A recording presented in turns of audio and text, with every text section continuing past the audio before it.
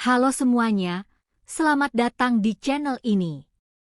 Pada video kali ini kita akan membahas materi bab 1 dari buku Harun Nasution, yaitu tentang agama dan pengertian agama dalam berbagai bentuknya. Yuk, kita mulai. Kata agama sering kita dengar, tapi apa sebenarnya maknanya? Menurut Harun Nasution, secara bahasa, kata agama dalam bahasa Sanskerta. Satu pendapat mengatakan bahwa kata itu tersusun dari dua kata, a tidak dan gam pergi, jadi tidak pergi, tetap di tempat, diwarisi turun-temurun. Agama memang mempunyai sifat yang demikian. Ada lagi pendapat yang mengatakan bahwa agama berarti teks atau kitab suci. Selanjutnya dikatakan lagi bahwa gam berarti tuntunan. Memang agama mengandung ajaran-ajaran yang menjadi tuntunan hidup bagi penganutnya. Agama pada dasarnya adalah sistem keyakinan yang mengatur hubungan manusia dengan Tuhan dan dengan sesama. Harun Nasution menjelaskan bahwa pengertian agama bisa dilihat dari beberapa sudut. 1. Dari sisi teologi, agama dipahami sebagai ajaran-ajaran yang diwahyukan Tuhan yang disampaikan kepada manusia melalui nabi dan rasul. 2. Dari sisi filsafat, agama dilihat sebagai hasil pemikiran manusia tentang keberadaan Tuhan dan makna hidup. Agama selanjutnya memang menguasai diri seseorang dan membuat ia tunduk dan patuh kepada Tuhan dengan menjalankan ajaran-ajaran agama. 3. Dari sisi sosiologi, agama dianggap sebagai gejala sosial yang mengatur hubungan antar manusia. 4. Dari sisi psikologi, agama adalah kebutuhan batin manusia yang muncul dari rasa takut, harapan, dan pencarian makna. Dengan begitu, agama tidak hanya soal ibadah, tapi juga menyentuh aspek akal, jiwa, dan kehidupan sosial. Pada mulanya, Yahudi, Kristen dan Islam berdasar atas keyakinan tauhid atau keesaan Tuhan yang serupa. Dalam istilah modern, keyakinan ini disebut monoteisme. Dasar ajaran monoteisme ialah Tuhan satu, Tuhan Maha Esa, pencipta alam semesta. Dalam agama monoteisme, manusia telah diyakini berasal dari Tuhan dan akhirnya akan kembali ke Tuhan. Tuhan dalam paham monoteisme adalah Maha Suci. Tegasnya, tujuan hidup beragama dalam agama monoteisme atau agama tauhid ialah menyerahkan diri seluruhnya kepada Tuhan pencipta semesta alam dengan patuh pada perintah dan larangannya, agar dengan demikian manusia mempunyai roh dan jiwa bersih dan budi pekerti luhur. Agama-agama yang dimasukkan ke dalam kelompok agama monoteisme, sebagai disebut dalam ilmu perbandingan agama, adalah Islam, Yahudi, Kristen dengan kedua golongan Protestan dan Katolik.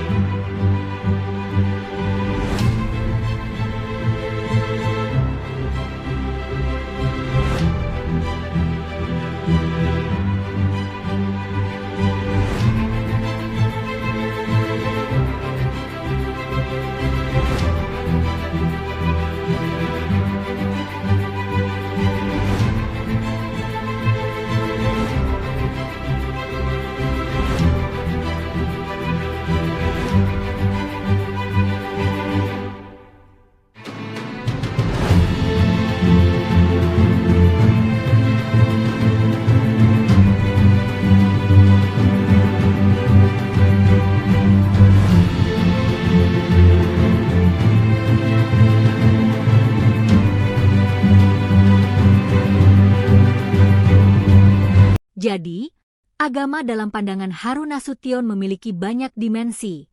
Ia adalah aturan hidup, sistem keyakinan, sekaligus jalan spiritual yang membawa manusia kepada Tuhan.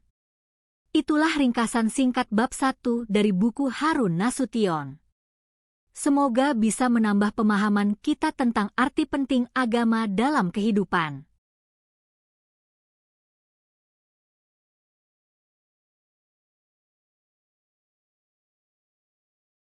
Kini, kita memasuki bab 2 buku Islam ditinjau dari aspeknya, Jilid 1, karya Harun Nasution.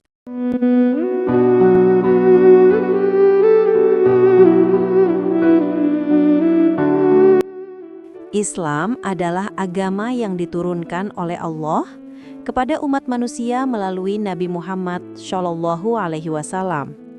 Agama ini membawa ajaran-ajaran yang mencakup seluruh aspek kehidupan manusia, bukan hanya dalam hal ibadah, tetapi juga sosial, moral, dan spiritual.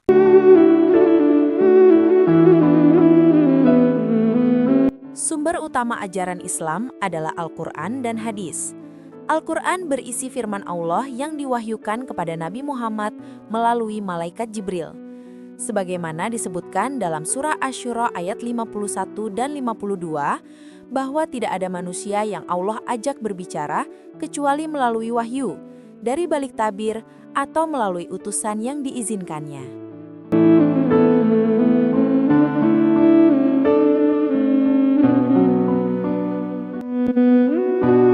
Wahyu yang pertama kali diterima Nabi Muhammad merupakan pengalaman spiritual mendalam. Kadang wahyu datang melalui mimpi, kadang dalam keadaan kesadaran penuh, dan kadang disampaikan langsung oleh malaikat Jibril.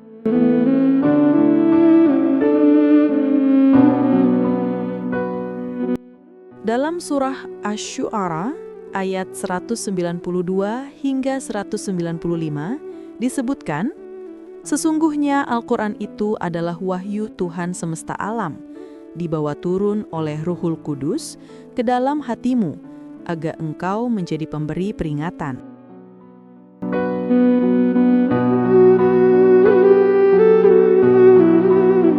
Ruhul Kudus yang dimaksud adalah malaikat Jibril, sebagaimana ditegaskan dalam surah Al-Baqarah ayat 97. Katakanlah, siapa yang menjadi musuh Jibril, maka ketahuilah bahwa dialah yang menurunkannya ke dalam hatimu dengan izin Allah untuk membenarkan wahyu sebelumnya dan menjadi petunjuk serta kabar gembira bagi orang-orang beriman.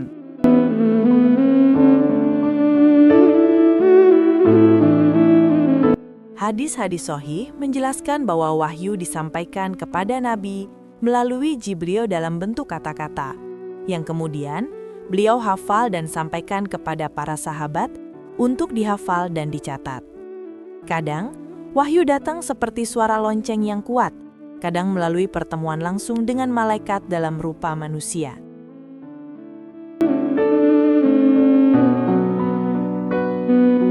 Para sahabat Nabi berperan penting dalam menjaga dan menuliskan wahyu ini. Di antara mereka ada yang dikenal sebagai penghafal Al-Quran, seperti Abu Bakar, Umar, Uthman, Ali, Zaid bin Thabit, dan banyak lagi. Setelah Nabi wafat, kekhawatiran muncul bahwa sebagian hafalan akan hilang. Maka atas usul Umar, Abu Bakar memerintahkan Zaid bin Thabit untuk mengumpulkan seluruh ayat Al-Quran ke dalam satu mushaf.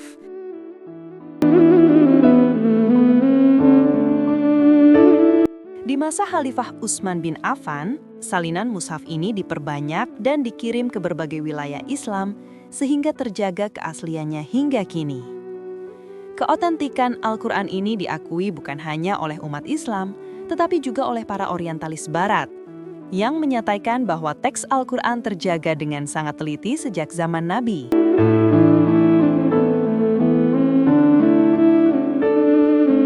Selain Al-Quran, sumber kedua ajaran Islam adalah hadis, yaitu segala perkataan, perbuatan, dan persetujuan Nabi Muhammad. Hadis tidak ditulis secara resmi pada masa Nabi untuk menghindari pencampuran dengan wahyu Al-Quran.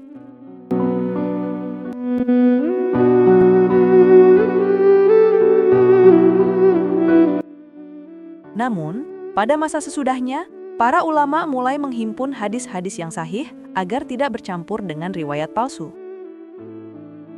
Pengumpulan besar-besaran hadis dilakukan pada abad ketiga Hijriyah oleh para imam besar, seperti Bukhari, Muslim, Abu Dawud, At-Tirmizi, dan lainnya.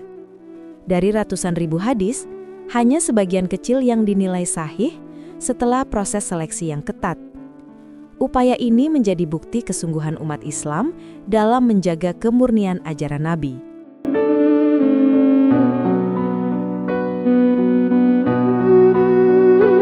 Dengan demikian, Islam dalam pengertian yang sebenarnya adalah agama wahyu yang bersumber dari firman Allah dan sunnah Rasul-Nya. Keduanya menjadi pedoman hidup yang mencakup seluruh aspek kehidupan, ibadah, akhlak, sosial, dan pengetahuan.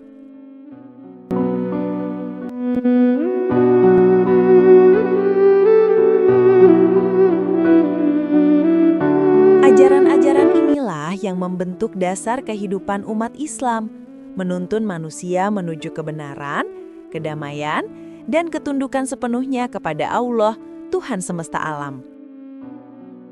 Islam bukan sekadar nama sebuah agama, tetapi jalan hidup yang bersumber dari wahyu ilahi. Sebuah panduan abadi bagi umat manusia untuk mencapai kebahagiaan dunia dan akhirat.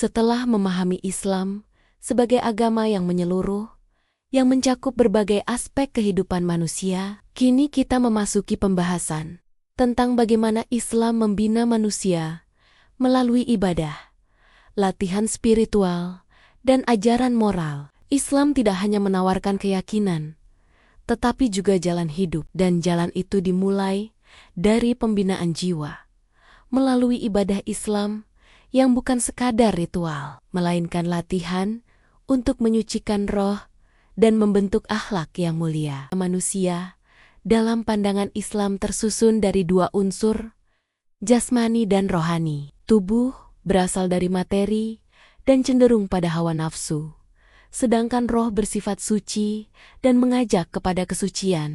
Ketika manusia hanya mementingkan jasmani, ia mudah terbawa kepada kejahatan. Maka, pendidikan rohani menjadi penting untuk menjaga keseimbangan hidup. Islam memberikan latihan rohani melalui ibadah. Salat, puasa, zakat, dan haji bukan hanya kewajiban, tetapi juga sarana penyucian jiwa. Salat adalah dialog antara manusia dan Tuhan.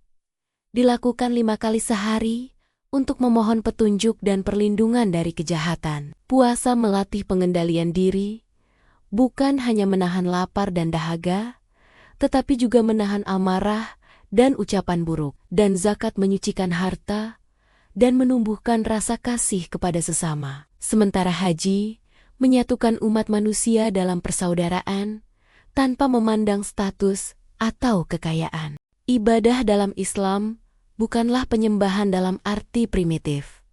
Tuhan tidak membutuhkan pujian manusia. Ia Maha sempurna. Ibadah adalah bentuk kepatuhan dan usaha manusia untuk tetap suci, agar kelak dapat kembali kepada Tuhan yang Maha Suci. Tujuan ibadah adalah mendekatkan diri kepada Tuhan, agar roh manusia senantiasa teringat pada hal-hal yang suci. Ketika roh menjadi suci, akhlak pun menjadi mulia. Maka, ibadah dalam Islam adalah latihan spiritual sekaligus latihan moral. Salat yang tidak mencegah dari kejahatan, kata Nabi, bukanlah salat yang sejati. Puasa yang tidak mengubah perilaku, tidak membawa manfaat. Zakat yang tidak menumbuhkan kasih sayang, kehilangan maknanya. Bahkan, memperbaiki tali persaudaraan lebih tinggi nilainya daripada salat, puasa, dan sedekah. Islam bukan hanya membentuk manusia yang taat, tetapi juga manusia yang bermoral. Dari manusia seperti inilah lahir masyarakat yang damai, adil, dan sejahtera. Dari ibadah yang menyucikan jiwa, dari latihan spiritual yang mendekatkan manusia kepada Tuhan, dan dari ajaran moral yang membentuk akhlak mulia, kemudian lahirlah manusia yang baik. Dan dari manusia yang baik, lahirlah masyarakat yang baik. Masyarakat inilah yang kemudian membentuk sejarah dan kebudayaan Islam. Dalam bab berikutnya, kita akan melihat bagaimana nilai-nilai spiritual Dan moral ini mewujud dalam perjalanan sejarah umat Islam, dalam kebudayaan, peradaban, dan pengaruhnya yang meluas ke berbagai penjuru dunia.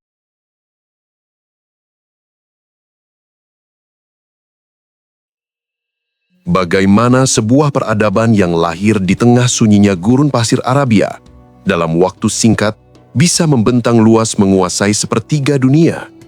Bagaimana mereka mampu melahirkan zaman keemasan ilmu pengetahuan yang karyanya menjadi pijakan bagi Renaissance di Eropa, lalu mengalami kemunduran hingga kini bangkit kembali mencari bentuknya di era modern?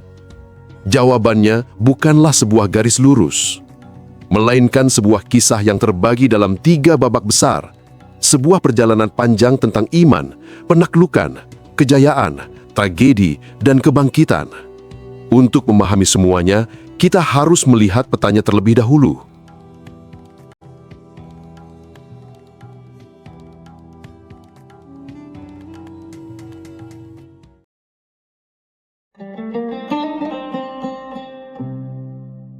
Sejarah peradaban Islam adalah sebuah samudera yang luas, membentang lebih dari 1.400 tahun.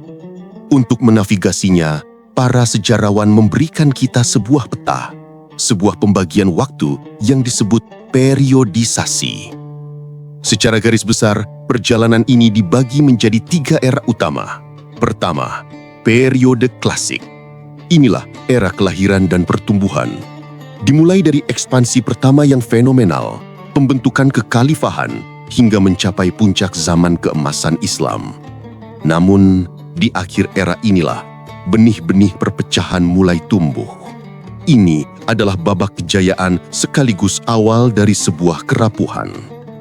Kedua, periode pertengahan. Era ini dibuka dengan sebuah tragedi besar yang menghancurkan pusat peradaban. Namun dari puing-puing itu, bangkitlah 3 kerajaan raksasa baru di 3 penjuru dunia. Utsmani di Turki, Safawi di Persia, dan Mughal di India. Mereka adalah kekaisaran bubuk mesiu, penguasa dunia pada masanya. Dan ketiga, periode modern. Ini adalah babak tantangan dan respons. Dimulai saat kekuatan barat mulai mendominasi dunia, memicu era kolonialisme. Inilah zaman di mana dunia Islam berjuang, berpikir ulang, dan berusaha bangkit untuk menemukan kembali relevansinya di dunia yang terus berubah hingga saat ini. 3 babak inilah, klasik, pertengahan, dan modern, yang akan menjadi pemandu kita. Sekarang, setelah kita memegang petanya, mari kita mulai perjalanan kita di titik nol, di awal periode klasik, di mana sebuah kekuatan baru muncul dari gurun pasir dan mengubah dunia selamanya.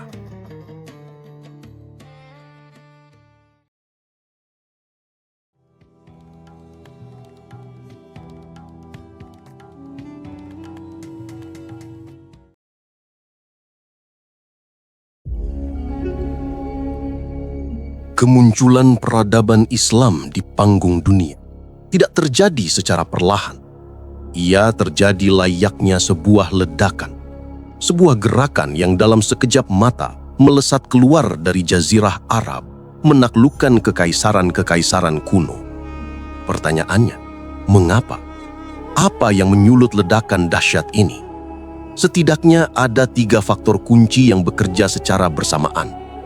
Pertama, adalah dorongan dari dalam. Ajaran Islam sendiri tidak hanya berfokus pada spiritualitas individu, tapi juga pada pembangunan sebuah tatanan masyarakat dan negara yang mandiri. Ini memberikan sebuah visi dan tujuan bersama, membangun sebuah peradaban baru. Kedua, energi manusia yang tak terbendung. Suku-suku Arab sejak lama dikenal sebagai masyarakat pejuang yang tangguh. Kini, keyakinan spiritual yang mendalam menyatukan dan menyalurkan energi luar biasa itu. Semangat juang yang tadinya terpecah-pecah, kini memiliki satu muara, satu tujuan besar di luar tanah kelahiran mereka. Dan yang ketiga, mungkin yang paling menentukan, adalah sebuah kesempatan emas. Di utara Arabia, 2 kekaisaran adidaya dunia saat itu, Bizantium Romawi dan Sasaniyah Persia, berada di ambang kehancuran. Mereka telah saling berperang hingga titik darah penghabisan selama berabad-abad. Mereka adalah dua raksasa yang terluka parah, terlalu lelah untuk menghadapi kekuatan baru yang penuh semangat dan keyakinan dari selatan. Dorongan dari dalam, energi yang meluap, dan kesempatan dari luar.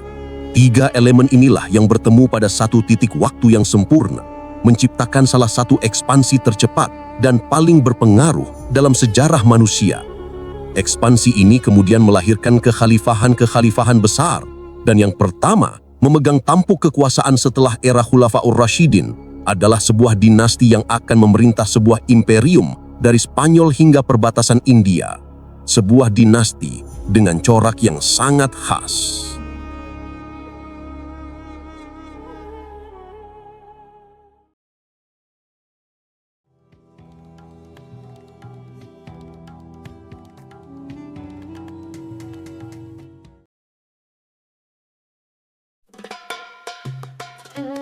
Bani Umayyah, dinasti kekhalifahan Islam pertama setelah masa Khulafaur Rasyidin.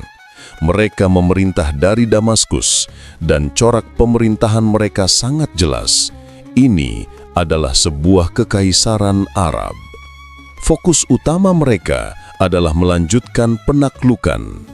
Energi imperium diarahkan keluar, memperluas batas wilayah hingga ke Spanyol di barat dan India di timur. Di bawah Umayyah, posisi kepemimpinan dan administrasi didominasi oleh para aristokrat Arab. Ini adalah era di mana identitas Arab menjadi pusat dari segalanya.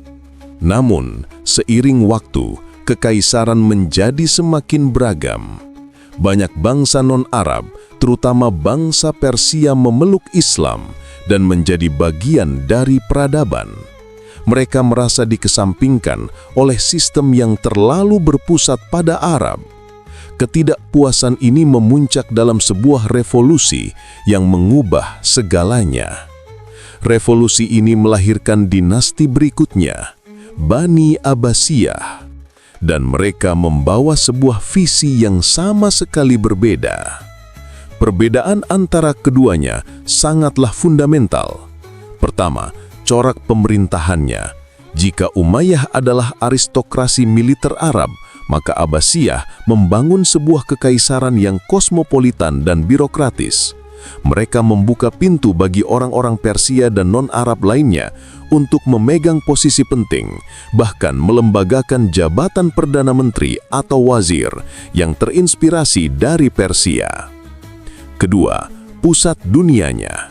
Umayyah berpusat di Damaskus yang lebih dekat ke Mediterania. Abbasiyah memindahkan ibu kota jauh ke timur, ke sebuah kota baru yang mereka bangun dari nol, Baghdad. Ini adalah langkah simbolis menjauh dari pengaruh Romawi dan merangkul jantung peradaban Persia kuno. Dan ketiga, fokus utamanya. Jika Umayyah sibuk memperluas wilayah, maka Abbasiyah fokus untuk membangun peradaban. Di era merekalah zaman keemasan Islam mencapai puncaknya.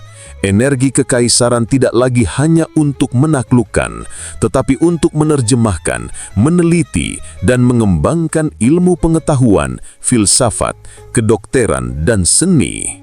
Singkatnya, jika Bani Umayyah adalah tentang membangun luasnya sebuah imperium, maka Bani Abbasiyah adalah tentang membangun dalamnya sebuah peradaban. Di bawah Abbasiyah, Baghdad menjadi mercuara dunia, pusat ilmu pengetahuan yang tak tertandingi dengan perpustakaan agung Bait al-Hikmah yang legendaris. Tapi, setiap puncak kejayaan memiliki bayang-bayang kejatuhannya. Dan bagi Baghdad, bayang-bayang itu datang dari ufuk timur, sebuah badai yang akan melenyapkan segalanya dalam sekejap.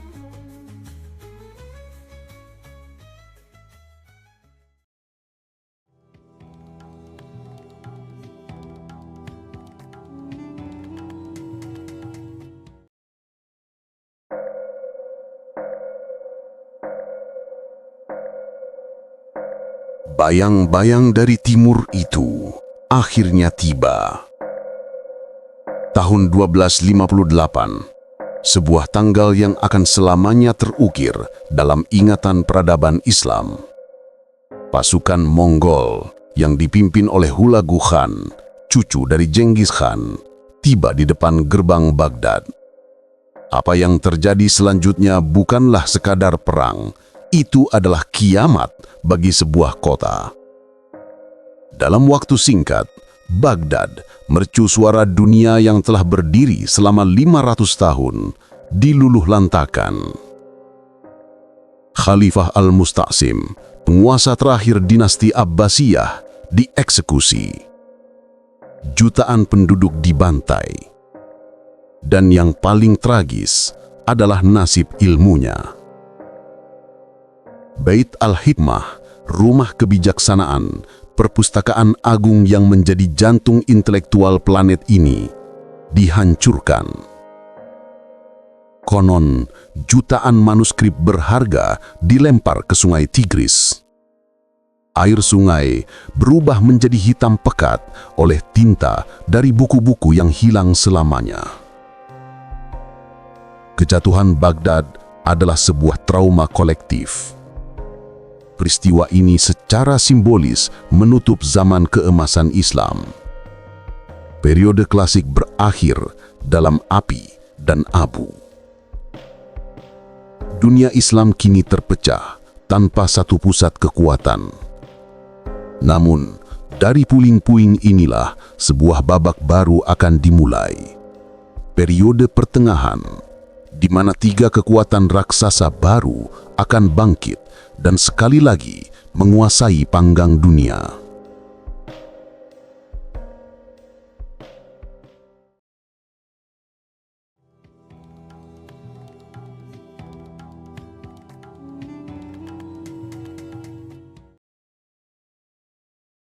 Dunia Islam tidak hancur, ia hanya berubah bentuk. Memasuki periode pertengahan, dari puing-puing itu bangkitlah tiga kerajaan besar yang akan mendominasi panggung dunia.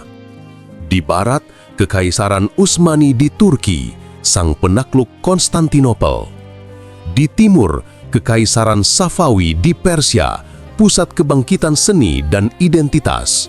Dan di selatan, Kekaisaran Mughal di India yang melahirkan arsitektur legendaris. Apa rahasia kekuatan mereka? Satu hal, bubuk mesiu. Ketiganya dikenal sebagai The Gunpowder Empires. Kekuatan militer mereka bergantung pada penguasaan teknologi baru, meriam pengepung dan senapan. Inilah yang memungkinkan mereka membangun imperium yang stabil dan bertahan selama ratusan tahun. Mereka adalah raksasa-raksasa terakhir sebelum fajar era baru menyingsing dan tantangan besar berikutnya tiba, periode modern.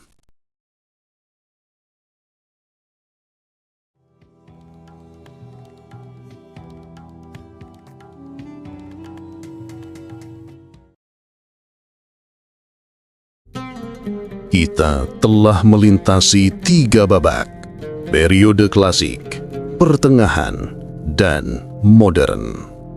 Dari zaman keemasan Baghdad hingga tragedi kehancurannya, dari bangkitnya tiga raksasa bubuk mesiu hingga tantangan di era modern. Kisah 1400 tahun ini adalah kisah tentang daya tahan, tentang peradaban yang berulang kali jatuh, namun selalu menemukan cara untuk bangkit kembali dalam wujud yang baru. Perjalanan ini belumlah selesai. Periode modern, babak yang dimulai setelah era tiga kerajaan itu, adalah babak yang masih kita semua jalani hingga saat ini. Sebuah warisan sejarah yang sangat kompleks, yang jejaknya, baik atau buruk, disadari atau tidak, ikut membentuk dunia tempat kita berpijak hari ini.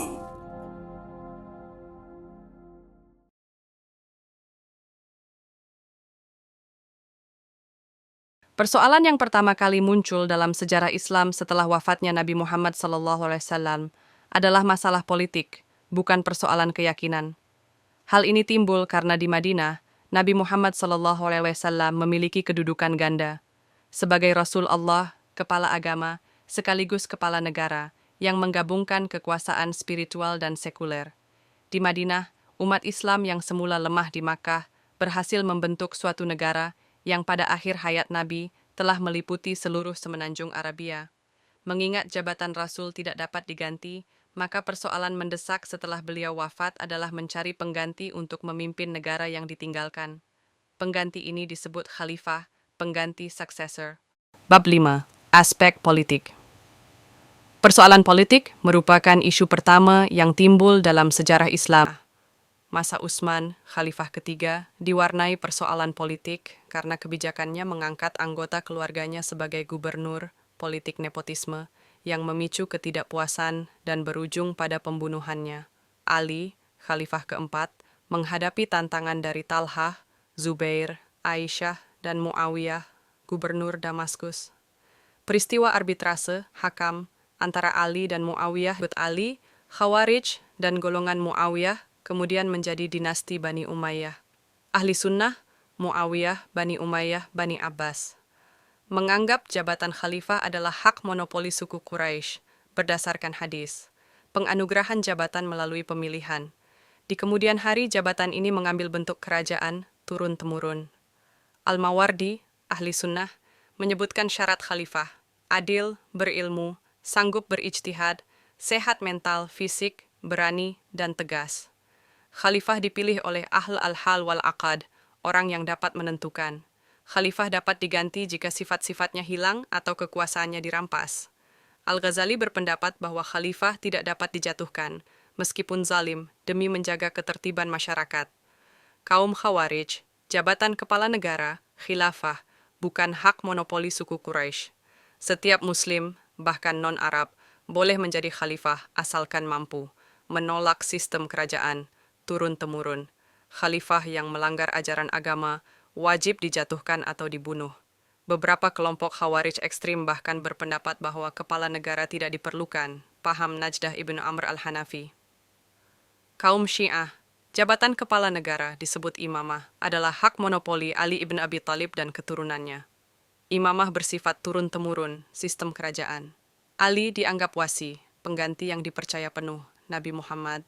Imam memiliki sifat kekudusan yang diwarisi dari Nabi dan memiliki kekuasaan untuk membuat hukum, hampir setara dengan Nabi, hanya tidak menerima wahyu.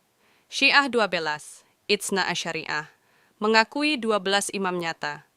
Imam ke-12, Muhammad al-Muntazar, dipercaya menghilang dan akan kembali sebagai Al-Mahdi. Syiah Ismailiyah, Syiah 7, berbeda pada imam ke-7. Syiah Zaidiyah, tidak menganut teori imam bersembunyi. Imam harus memimpin langsung, berasal dari keturunan Ali dan Fatimah, dan diangkat melalui pemilihan, tidak ditentukan langsung oleh Nabi, hanya sifatnya. Mereka mengakui kekhalifahan Abu Bakar, Umar, dan Utsman sebagai imam mafdul, imam yang kurang utama. Pemikiran politik filosof Islam Al-Farabi, dipengaruhi Plato, menyatakan negara terbaik dikepalai Rasul, lalu negara kelas 2 dikepalai filosof. Ibnu Sina juga berpendapat negara terbaik dipimpin Rasul, kemudian filosof. Khalifah harus ahli syariah, mementingkan spiritual moral rakyat, dan bersikap adil. Kesimpulan aspek politik. Secara keseluruhan, aspek politik dalam Islam pada periode awal timbul dari perbedaan pendapat tentang siapa yang berhak menjadi pengganti Nabi Muhammad SAW sebagai kepala negara dan bagaimana cara pengangkatannya. Perbedaan pandangan ini menghasilkan 3 teori politik utama yang sangat kontras. Teori demokratis radikal, Khawarij, menekankan pada prinsip kesetaraan universal seluruh umat Islam dan pentingnya pemilihan, serta hak untuk menggulingkan pemimpin zalim. Teori teokratis herediter, Syiah, menekankan hak keturunan Ali dan Fatimah sebagai pemimpin yang suci, wasi, menolak pemilihan, dan menganggap imam memiliki kekuasaan legislatif yang hampir setara dengan Nabi.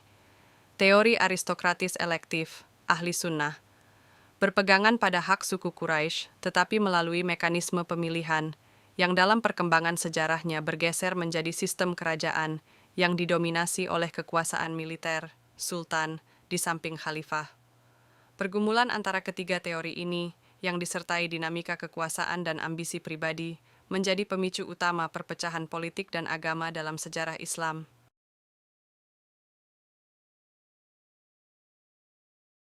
Di bab sebelumnya, kita udah ngebahas gimana aspek politik itu punya peran penting dalam membentuk arah perubahan sosial. Tapi, di balik setiap sistem politik yang berjalan, pasti ada struktur sosial yang menopang kehidupan masyarakat sehari-hari.